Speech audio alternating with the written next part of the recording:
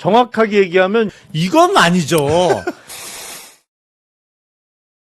네, 6.3 지방선거와 국회의원 재보궐선거 후보들 만나오고 있는데요. 자, 오늘은 경기 평택을로 가겠습니다. 김용남 민주당 후보 전화로 만나보겠습니다. 나와 계시죠? 네, 안녕하세요. 네. 김용남입니다. 어떻게 지금 또 평택에 계십니까? 그렇죠. 네, 어제 광주에서 올라와서 네. 어제 올라온 직후부터는 계속 평택에 있는 거죠. 평택 시민들 만나면 뭐라고들 하시던가요? 응원의 목소리를 많이 들려주시고요. 네. 그리고 이재명 대통령 도와드려라 그런 말씀도 많이 주시고 네. 특정 후보는 꼭 꺾어달라 이런 말씀도 많이 주십니다. 그 특정 후보가 누군데요? 아니 저를 제외한 4명 중에 한 분이겠죠. 뭐 더 안 여쭤보겠는데요. 네. 광주 다녀오셨다고 하니까 1년 전에 이재명 네. 당시 대선 후보 지지 선언한 곳이 광주 아니었어요? 그렇습니다. 당시 5월 17일, 그러니까 5.18 전야제가 열리는 날, 김대중 컨벤션 센터 앞에 광장에서 지지선언을 했습니다. 그때 왜? 정말 많은 분들이 모여 계셨어요. 그때 왜 광주였어요? 아마도 DJ가 네. DJP 연합을 하셨잖아요. 네, 그렇죠. 그러면서 집권에 성공했고 임기 초반에도 그 연합은 유지가 됐었는데 무엇보다도 가장 상징성이 큰 곳, 그러니까 김대중 대통령을 기리는 그 광장에서 네. DJ가 DJP 연합을 했듯이 물론 제가 그런 급이라는 취지는 아니고요. 예. 보수 정당 출신으로서 이른바 보수 정치인들도 당시 이재명 대선 후보의 당선을 위해서 힘을 합친다. 우리는 이제 좌우 내지는 보수 진보 구별 없이 하나로 뭉쳐서 새로운 나라 또 좋은 나라를 만들기 위해서 힘을 합친다는 그런 의미를 담고자 저에게 그 광주로 내려와 달라고 하신 것이 아닌가 싶습니다. 그러니까 그 결국 통합이라고 하는 두 글자로 압축이 되는 것 같은데 그 후보님이 그때 그 이재명 후보 지지 연설을 한 다음에 이재명 후보가 그 청중을 향해서 여러분 쓸모 있지 않습니까? 이런 식으로 이제 발언을 하지 않습니까? 그러면 그때 그 쓸모라고 하는 단어도 결국은 국민 통합의 하나의 상징으로서 우리 후보님을 설정했다 이렇게 이해를 하면 되는 걸까요? 그때 정확하게는 쓸만하죠 그러면서 말씀을 하셨는데 그렇죠. 그런 의미 지금 집권 이후에도 계속되고 있는 중도 실용주의 그리고 중도 보수 확장 전략 계속 이어지는 흐름이라고 저는 생각하고 있습니다. 그러면 좀 연결해서 지금 조국 후보가 우리 후보님에 대해서 이제 그 상당히 공세를 펴고 있는데 그 공세가 이제 여러 가지 축이 있습니다만 이제 조국 후보는 그 과정에서 오히려 민주당과 더 가까운 사람은 우리 김용남 후보가 아니라 조국 후보임을 계속 강조를 하고 있어요. 이 점은 어떻게 받아들이십니까? 일단 단 하루도 민주당원인 적이 없는 분이 자꾸 그런 말씀하시는 건 좀 너무 억지가 아닌가라는 생각이 들고 아니 민주당에 오셨어야죠. 그러면 정말 그렇게 민주당스러우면 그리고 그런 주장 자체가 계속 이어지고 있는 흐름 그러니까 DJ의 DJP 연합 내지는 통합이라는 그 사상과요. 또 노무현 대통령이 말씀하셨던 대동사회, 사람 사는 세상, 그리고 지금의 이재명 대통령의 전략 내지는 정책과는 완전히 어긋나는 것이거든요. 그거는. 우리끼리 과거에 이른바 운동권 출신이든 원래부터 친분이 있었던 그런 사람들끼리만 똘똘 뭉쳐서 우리끼리 해보자 이런 거잖아요. 근데 왜 보수정당 출신이 왜 끼려고 해? 근데 그건 지금의 시대 정신과는 전혀 맞지 않거든요. 그래요. 그러면 저희가 지난주에 조국 후보하고 인터뷰를 했어요. 그래서 이제 비슷한 질문을 드렸을 때 조국 후보의 대답이 뭐냐면 국회의원으로서의 쓸모가 김용남 후보보다는 조국 후보가 더 낫다고 주장을 하면서 그 하나의 예로 검찰개혁, 특히 이제 남아있는 보안 수사권 문제를 이야기를 했어요. 김용남 후보는 검찰의 보안 수사권을 인정하지 않은 입장이다. 이걸 강조를 했는데 이건 어떻게 받아들이십니까? 저는 극히 제한된 상황에서의 보안 수사권을 인정해 주는 것이 수사의 효율성을 위해서 더 좋을 것이다라는 말씀을 드렸던 것이고 네. 제가 주장하는 바는 아마 조국 후보께서도 불과 얼마 전까지도 비슷한 말씀을 하셨더라고요. 최근에 갑자기 입장을 바꿔서 뭐 보안 수사권 전면 폐지를 주장하시는 것 같은데 본인의 소신이 갑자기 바뀌었는지는 모르겠습니다만 네. 저는 수사 실무를 했던 사람으로서 수사의 효율성 사실은 우리나라에서 1년에 거의 100만 건 이상 150만 건 정도의 형사 사건이 일어나는데 네. 이게 다 민생 사건이거든요. 네. 이 사건을 빠르게 그리고 정확하게 처리해 주는 게 매우 중요합니다. 그런 취지에서 말씀을 드렸던 것이고 그럼에도 불구하고 만약 제가 국회에 입성을 했는데 의원총회나 이런 걸 거치지 않겠습니까? 네. 그런 토론 과정을 거쳐서 보안수사권 전면 폐지가 민주당의 당론으로 정해지면 예. 그 당론에 따라서 저는 투표하겠다. 다만 당론이 결정되기 전 단계까지는 제 의견을 설명드리고 피력을 하겠다. 예. 하지만 결론이 나면 그거에 따라야겠죠. 당연히 당원으로서 그런 말씀을 드리는 겁니다. 그러니까 지금 조국 후보나 조국 후보 측에서 우리 후보님을 향해서 그 펴고 있는 공세의 핵심은 민주당의 정체성과는 거리가 있는 인물이라는 점을 강조를 하는 것 같습니다. 그런데 이제 후보님은 네. 민주당의 이념적 스펙트럼을 넓히는데 제 역할이 있다라는 또 주장을 했습니다. 그렇죠. 자, 그러면 이 두 가지 주장이 지금 맞서고 있다고 좀 정리를 하면 될 것 같은데 혹시 그 평택을에서 이렇게 유권자 시민들을 만날 때 관련 이야기를 시민이나 이런 분들로 좀 들으신 바가 있습니까? 거의 없어요. 없어요? 사실은 그게 평택을뿐만 아니라 네. 국민 개개인의 삶과 직결되는 문제라고 보기는 어렵죠. 사실은. 그러면 이 논쟁과 공방 자체가 유권자한테 그렇게 별로 울림이 없다 이 말씀이신가요? 그렇죠. 유권자 입장에서는 평택을의 국회의원이 누가 되는 게 가장 유권자의 입장, 주민의 입장에서 가장 나한테 도움이 되겠느냐, 누가 가장 일을 열심히 할 것 같으냐, 네. 이런 기준으로 뽑아주시는 거지. 예. 사실 민주당의 이념적 스펙트럼을 넓히는 것은 당은 그런 생각이나 전략을 갖고 있어야 되죠. 네. 틀림없이. 예. 하지만 그게 바로 국민들에게 체감되는 내용은 아니잖아요. 그러면 제가 한번 이 말씀을 드려볼게요. 민주당 그 지지층이나 당원들 사이에서 수박이라는 단어가 유행했던 거 기억하시죠? 네네. 만약에 지금 그 후보님께서 만약에 그 당선이 돼서 의원이 되고 네. 거기서 후보님의 어떤 그 소신에 입각해서 이야기를 하는데 이것이 민주당 내 주류와 의견이 좀 다를 경우에 네. 또 수박이라는 이야기를 들으실 수도 있을 텐데 그것이 그러면 지금 이 어떤 민주당 안에서 이런 기류가 이념적 스펙트럼을 넓힌다라고 하는 후보님의 지향과 지금 조화될 수 있는 지점이 있다고 보십니까? 근데 제가 알기로는 그런 표현의 대상이 계속 돌던데요? 바뀐다?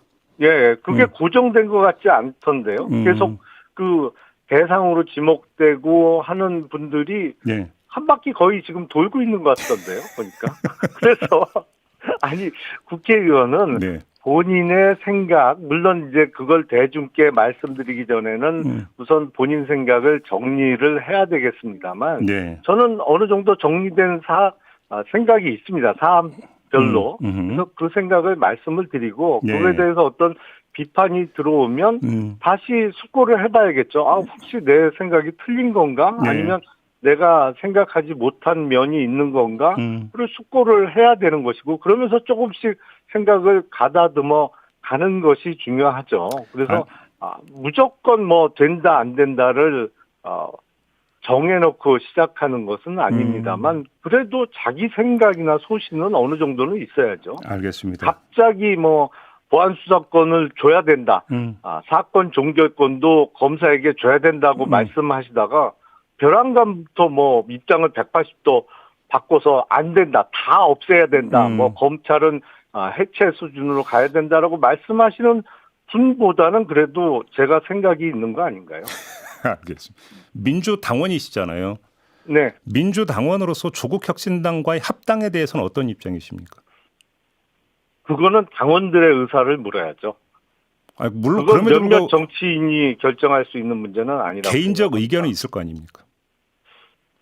글쎄, 지금 조국 혁신당은 나름대로의 역할이 있는 것이고 네. 지금 이재명 정부나 민주당이 펼치고 있는 중도 보수 확장 전략이 어떤 면에서는 왼쪽을 누군가는 단단히 지켜주고 있을 때 그 전략이 더 효과적으로 먹힌다고 네네. 생각을 합니다. 네. 그래서 합당 논의는 뭐 지방선거가 끝나고 어쩌면 전당대회 이후에 논의가 될진 모르겠습니다만 예. 자칫 잘못하면 뭐 10 플러스 1이 네. 11이 아니라 10.5나 아니면 어쩌면 9.5가 될 가능성도 있는 것이 아닌가. 왜냐하면 왼쪽을 지켜주던 세력과 합쳤을 때 이 네. 왼쪽으로 확 잡아당기는 힘이 생기면 오른쪽으로 가던 게 브레이크가 걸리거나 이 축소될 가능성도 있거든요. 그래서 그거는 좀 심사숙고를 해봐야 되는 사안이라고 저는 생각합니다. 지금 뭐 후보님 말씀을 들으니까 합당이 좀 부정적이신 것 같은데요.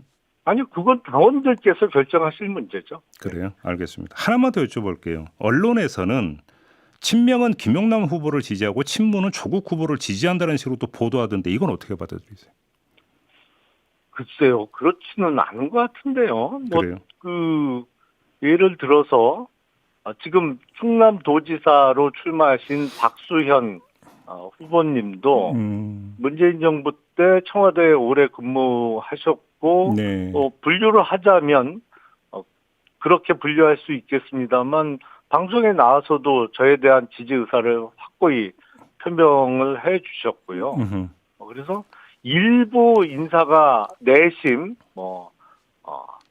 제가 아닌 다른 후보의 당선을 원하는 분이 있을지는 모르겠습니다만 네. 그렇게 친명 친문 단순하게 도식화할 수는 없는 문제라고 저는 봅니다. 더 나아가서 지금 민주당 안팎에 있는 사람들을 네. 친명과 친분으로 가를 수 있다고 생각하세요?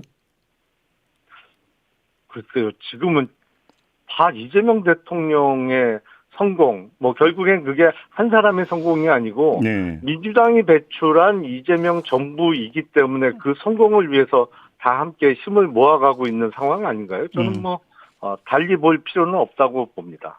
그래요. 알겠습니다. 아무튼 그 조국 혁신당 쪽에서는 우리 후보님을 향해서 여러 가지 해명과 사과를 요구한 바가 있는데 저번에 그 이제 일부 내용에 대해서는 사과를 한 바가 있었습니다. 그죠? 그럼 더 이상 사과하거나 해명할 사안은 없다. 이렇게 정리를 해서 이해를 해야 되는 건가요? 글쎄, 지금 저도 50대 중반인데 살아오면서 이런저런 잘못을 한 게 왜 없겠어요. 근데 계속 사과를 요구했는데 조국 혁신당 측의 사과 요구 때문에 제가 사과를 드렸던 것은 전혀 아니고요. 네네. 그때 제가 드린 말씀이 좀 오해의 소지가 있었던 것이 아닌가. 그러니까 제가 그때 세월호 희생자나 유가족을 상대로 발언을 했던 것은 전혀 아닌데 특조위와 관련된 저의 발언이 간접적으로나마 마음의 상처가 되셨을 수 있겠다라는 생각이 들어서 말씀을 드렸던 것이고. 알겠습니다. 앞으로는 절대 없다? 아니요, 앞으로 과거에 일일이 기억 못하는 일이 있을 수도 있고 앞으로 제가 살면서 또 다른 실수를 할 수도 있겠죠, 물론. 근데 어쨌든 그 과거사인데 하나만 더 여쭙고 이제 그 지역 이야기를 좀 넘어갔으면 좋겠는데 오늘 새벽에 프레시안이 보도한 게 있는데 2015년에 우리 후보님이 초선 의원 시절에 당시 5급 비서관을 폭행한 적이 있다라는 의혹을 제기했습니다.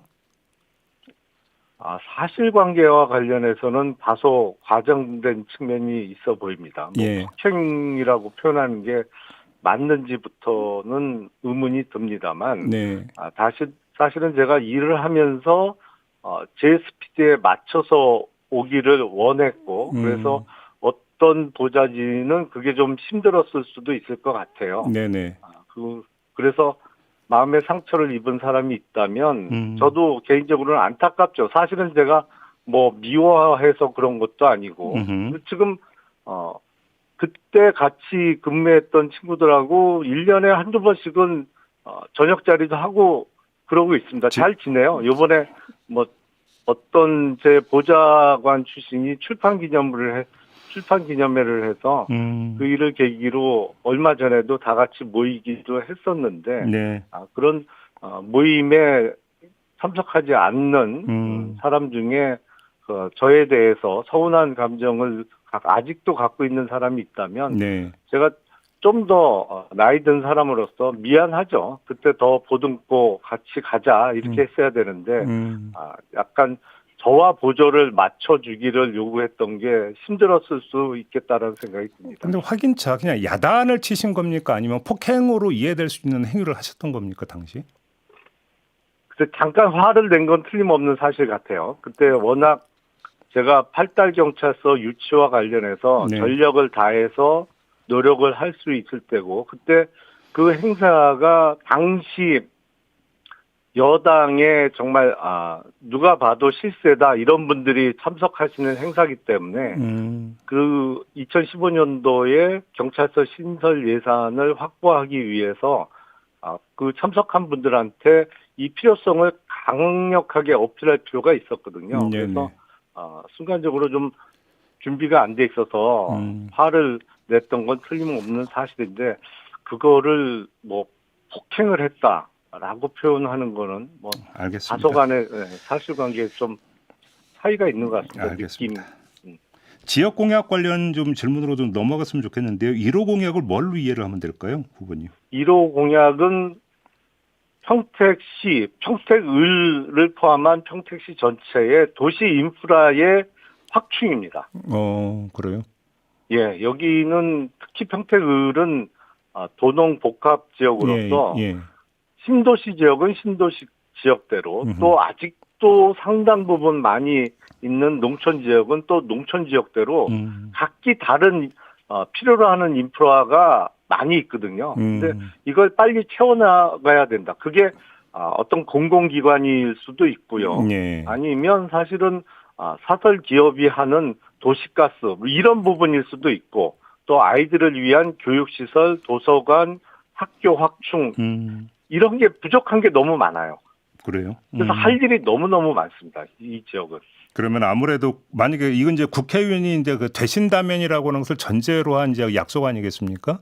네. 그러면 국회의원이 되시면 이런 인프라 확충을 위해서 중앙정부로부터 예산을 많이 따오겠다. 혹시 뭐 이런 실천 방안을 말씀을 주시는 걸까요? 어떤 걸까요?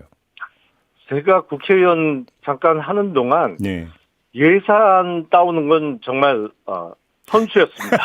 이렇게 저렇게 좀 부지런히 다니면 그때 제 경험에 의하면 이번이 재보궐선거잖아요. 재보궐선거에 당선되면 총선 때야 워낙 사람이 많아서 어렵습니다만 대통령을 뵙고 저녁 한 끼 먹을 기회가 생기더라고요. 재보궐에 당선된 사람들은 그렇게는 많지 않으니까. 그럴 때 당선됐으면 살짝 좀 요거부터 좀 해주시면 감사하겠습니다라는 쪽지 한 장 밀어 넣을 생각입니다. 쪽지는 좀 근절돼야 되는 거 아닐까요?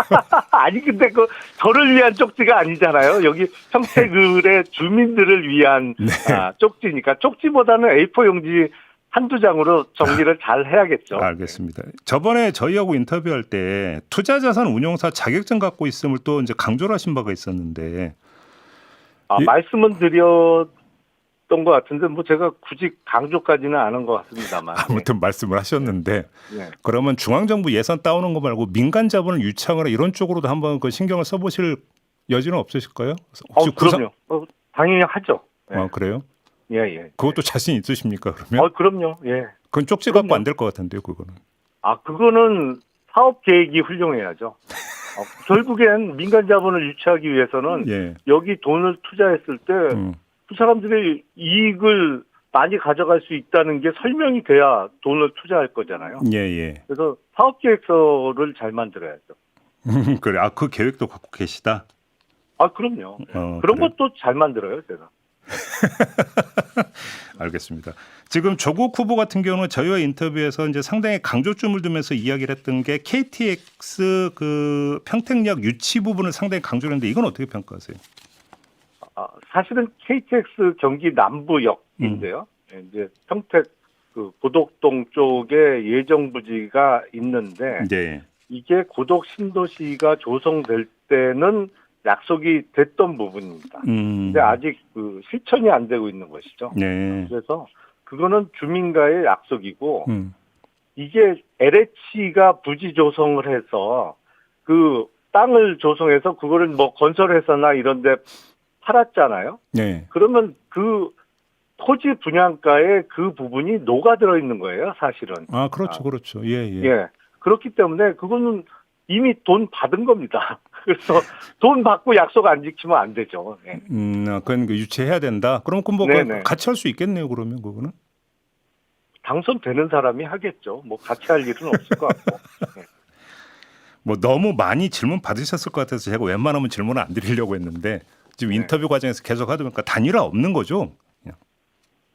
단일화를 하려면 적어도 선거 연대를 위한 공통적인 인식 내지는 적어도 연대 의식이 있어야 되는데요. 공통 정책이 사실은 도출이 먼저 돼야죠, 사실은. 예, 정책도 같이 해야 되고 앞으로 이제 힘을 합쳐서 각종 이슈나 전국 운영에 있어서도 힘을 합쳐야 된다는 게 될 때 후보 단일화가 가능한데 네. 요새도 보니까 아마 오늘 아침에 최고위원회나 조국 혁신당의 어떤 간부회의가 열리면 또 그러지 않을까 싶은데 네. 이른바 용모닝으로 시작한다는 거 아닙니까? 김용남 후보는 어쩌고 저쩌고 이렇게 비난을 하면서 시작하고 계신데 계속 줄기차게 여기서 무슨 후보 단일화 논의가 시작되기는 어렵겠죠. 그렇게 보시는 거고 일단 뭐 어찌 보면 정서적 기반조차 지금 마련이 안 돼 있다 이런 말씀이시네요. 정리를 하면. 네, 그렇습니다. 네. 어떤 그 중앙당 차원 내지 그 다른 의원들의 지원 이런 부분은 어떻습니까? 흡족할 정도로 지금 오늘도 이건태 의원님이 아침에 출근 인사하는데 같이 해주고 계시고요. 네. 거의 많은 의원님들이 이제 오늘 또 오전부터는 한준호 의원이 지원을 오기로 했고 많이들 함께 해주고 계십니다. 그럼 뭐 동료 아니 뭐 의원이나 당의 어떤 지원은 그렇게 부족한 부분은 아니다 이렇게 보시는 거고요. 그리고 원래 선거는 후보가 치르는 거죠. 후보 중심으로 후보의 역량으로 치르는 게 선거죠. 그건 지금 자신감의 표현으로 그렇게 이해를 하면 되는 겁니까? 후보님의 말씀은? 아니 제가 선거 초반부터 조국 혁신당이 뭐 소속 의원 12명을 여기 평택을 8개 읍면동에 다 전담 의원으로 배치하겠다 뭐 이런 얘기 할 때부터 아니 후보가 그렇게 자신이 없으시냐 이런 말씀 드렸거든요. 알겠습니다. 뚝방의 전설이 완성되고 있습니다. 마무리해야 될 것 같습니다. 고맙습니다. 후보님. 네, 감사합니다. 네, 김용남 민주당 후보였습니다.